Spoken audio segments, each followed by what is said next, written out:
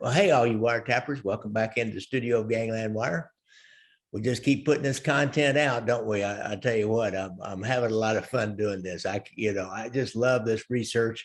The only thing I don't like about doing this is then making it into a file and then maybe doing some editing and that tedious kind of stuff. But I love the research and I like telling the stories.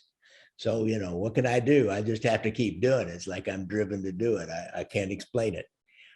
Good thing I've got this now that I'm retired and I quit practicing law too. So now I'm just doing the podcast and I'm working on a couple other short documentaries for probably for YouTube only. They're not even going to be mob documentaries. So but enough about me. Don't forget to hit me up on Venmo once in a while if you care to. If you give me a little money, I'll put you on that monthly Zoom call list and we can have a private Zoom call. And sometimes I'll have a guest on it. And sometimes I'll just tell stories or answer questions or we'll just talk. But it's a lot of fun. But let's get on with the story. Big Paul Castellano. Now we all know who he is. He was the Gambino boss after Carlo Gambino, and he took it over probably, Neil Della Croce would been in the running, but he's kind of more of a blue collar guy, I think, and more of a street guy, and Castellano was a relative, and he was more of an executive kind of guy. He was more the upstairs guy, the white collar guy. But he didn't mind getting down there and grubbing a little bit as long as he could get some money out of it. But he mainly stayed off the streets. He stayed out of the clubs.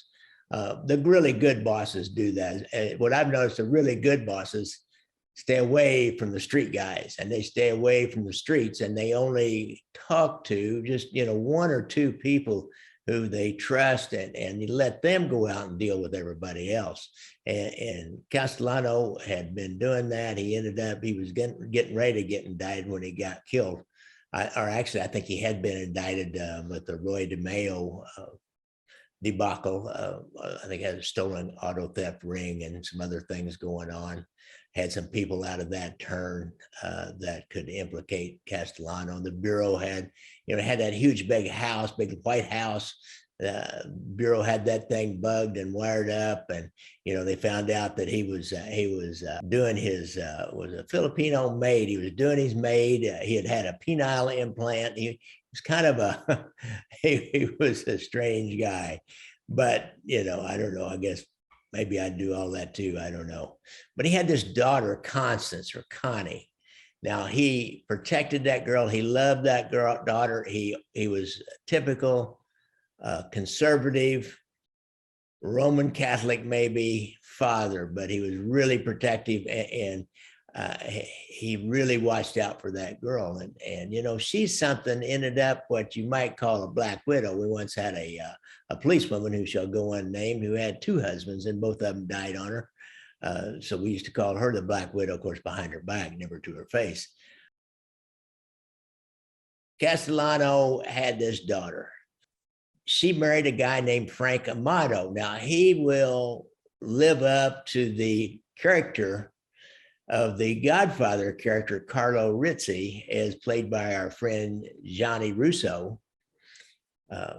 Big Paulie gave his son-in-law, FrankAmato, an Italian ice business, which failed. The guy couldn't keep anything going. He was a loser. I think he was probably marrying up and trying to marry into the family where he didn't have to do very much. Somebody just give him something. And he was just like the Rizzi character that married. I think her name was Constance too, wasn't it? I can't remember. Maybe somebody tell me in the comments if her name was Constance, the Godfather, Vito Corleone. If it was Constance Corleone, I can't remember. Now, Sonny's not going to come around and beat up FrankAmato because there is no Sonny in real life in this situation. He then put him in the meat business, and Castellano had gotten big in the meat business and in a union that was connected to the meat business. He had a meat market going that Amato was running, and Amato he excelled at that. We had a guy here in Kansas City, Willie Campasano. He'd do this. He got caught selling what we call cancer-eyed beef. Cancer-eyed beef just means the beef has had cancer, but it can't be put into the stream of commerce after a meat has cancer. So anyhow, he learned quickly how to take rancid, decaying hunks of meat and then doctor him up so they'd look fresh and then sell them out to the meat market. So, you can make a little more money that way. You have absolutely no spoilage that way. And you can buy old crappy pieces of meat and doctor them up a little bit. You don't have to take so many precautions. We don't have to worry so much about keeping everything refrigerated if you're not too worried about whether it turns rancid or not, if you can cover that up. I had a mob guy here in Kansas City. We caught him coming out of it was a refrigerated truck company truck line. And they had, it was a small company. And turns out this guy, a local mob guy named Jimmy Duarte, had got him a Teamsters loan in order to buy some trucks. And he, in return, this guy was letting Duarte take boxes of ribs that were supposed to be frozen and always supposed to be in a refrigerated truck. And then he'd take a pickup load and he'd just go around the city and sell them to the small independently owned meat markets and restaurants. Now at this meat market, Frankie Amato was always flirting and hitting on the female employees, the customers. He had several affairs, and Castellano knew about these activities. People told him about them. And during this time he had a miscarriage, and Amato supposedly abused her and slapped her around a little bit. And he really thought that, they said that Castellano thought that Amato's abuse was the reason that she had this miscarriage. They ended up divorcing in 1973. And shortly after that, or sometime after that, Frankie Amato disappeared. Of course, he'd already been fired from the meat market business, but it'll come out later that Castellano ordered Gambino capo Nino Gaggi to kill Amato. Now, Nino Gaggi, you know who worked for Nino Gaggi? Roy DeMayo. Wow, perfect, huh? Roy DeMayo. I mean, you don't want that guy after you. And he was a go-to guy for murders that need to be handled discreetly and get rid of the body with the what is it, the Gemini method. That's and you believe this, the Gemini method. We've even coined a term for that. But he had this house of horrors. He had this. It was a Gemini lounge, and there was an apartment either over it or right behind it. I think it was up over it, that a guy they called the Dracula, that was a relative, I think, of DeMayo's, lived up there. And they had this method. They would lure a victim with promise of some kind of a deal, or maybe wanted them to help with a murder or some way to get them in there and get them isolated. And then Roy DeMayo, they said, would slip out from behind him and hit him with an ice pick, and repeatedly hit him with an ice pick and maybe a coup de grace with a gun. The crew will be all around there, and they'll grab up towels and stop the blood from getting all over the place and flowing out on the floor. They'll take the body and put it in a swimming pool liner and then take it to the basement. And Roy DeMayo, if you know anything about him, he knew about the meat business, and he knew how to cut bones, like here, and cut tendons and in the joints, like you can cut through a joint and jerk the arm off or the leg off a lot easier than I won't have to saw through the bone. So there's a lot of, he knew those techniques. And so they were constantly doing this. They had, I don't know how many murders, 50 or 60 or more murders. I can't remember. There's a lot of them.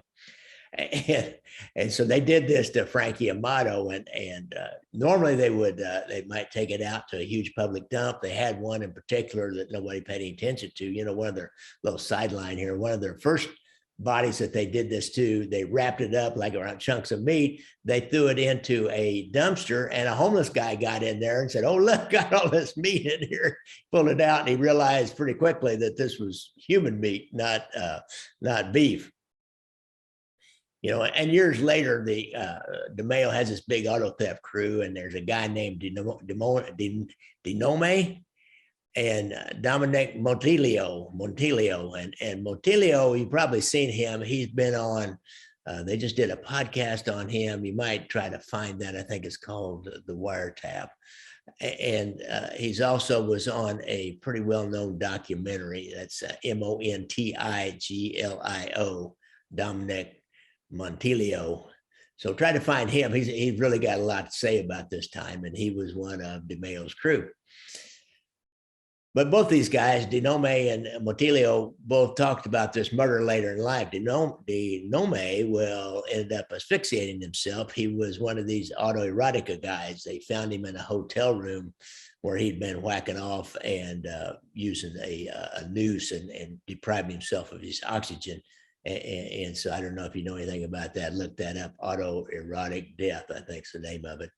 It's pretty well known, but they used the Gemini method to get rid of FrankAmato. And in this case, they took him out in a boat, a la The Sopranos. Took him out in a boat in the Atlantic Ocean to dispose of the body parts. Our next man was a Gambo. Her next man was a Gambino associate named Vito Borrelli, and he thought he had quite a sense of humor. Well, at the time, God, this is crazy. At the time, there's a guy named Frank Perdue who did some silly TV commercials for his chicken business. He sold chickens to stores, and then you would have like like we have Tyson chicken today. This before Tyson bought up all the small chicken producers, and he'd buy chickens and butcher them and package them and sell them out to the stores. And he did this TV commercial for his chicken business, did several of them. He had this huge big nose and really kind of squeaky, whiny voice, and he's kind of a laughing stock in a way, but he probably was a laughing stock all the way at the bank. And he used to have this one where there's a roulette wheel and look back behind him. And so he'd stand up there and he'd say, every time you buy a chicken at your store that's not one of mine, you take a gamble. And then he'd spin the roulette wheel. Every time you go to the store and don't buy a Perdue chicken, you could be taking a gamble.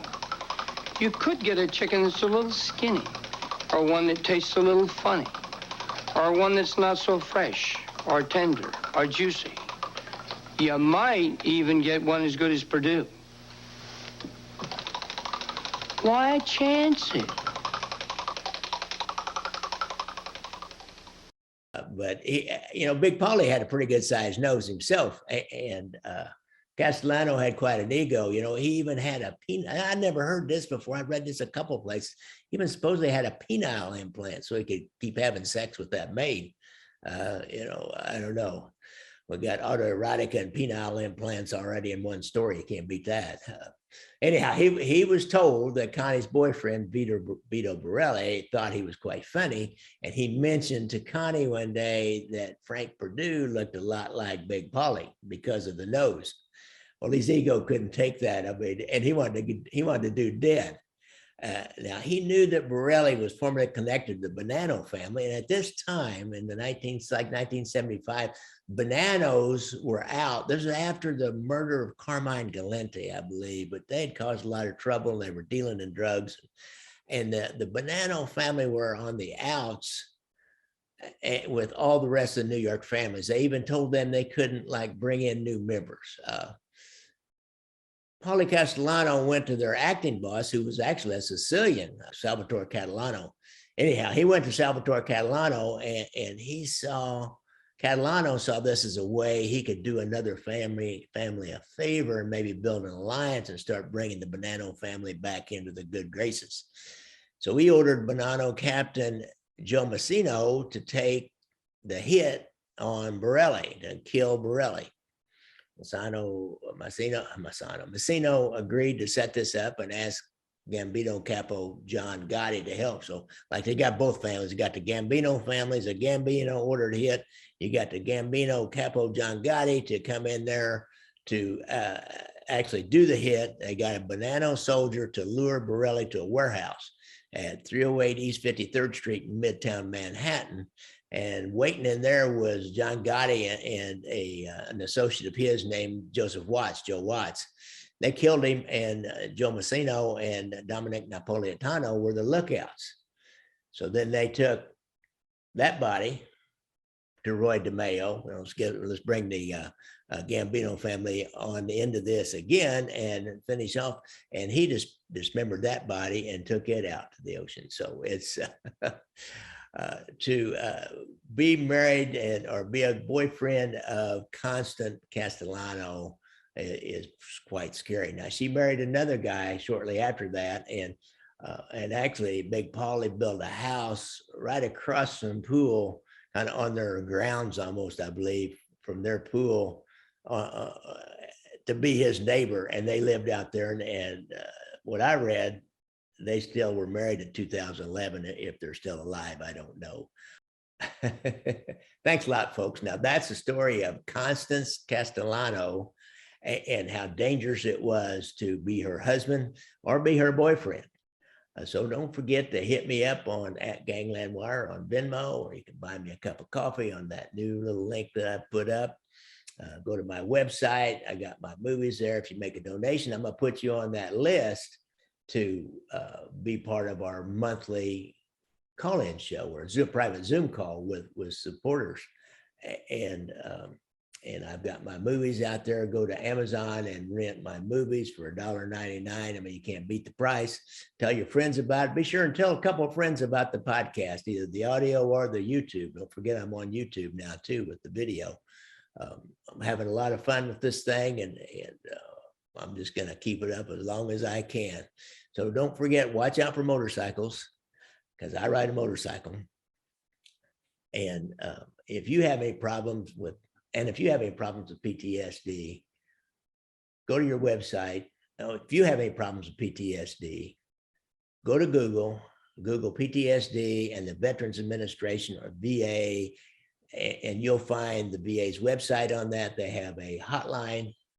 They have a lot of information on that, and you can figure out some way to get some help there, because it's a huge problem. So many of you guys have been to Iraq and been to Afghanistan, maybe even done more than one tour over there, more than one deployment.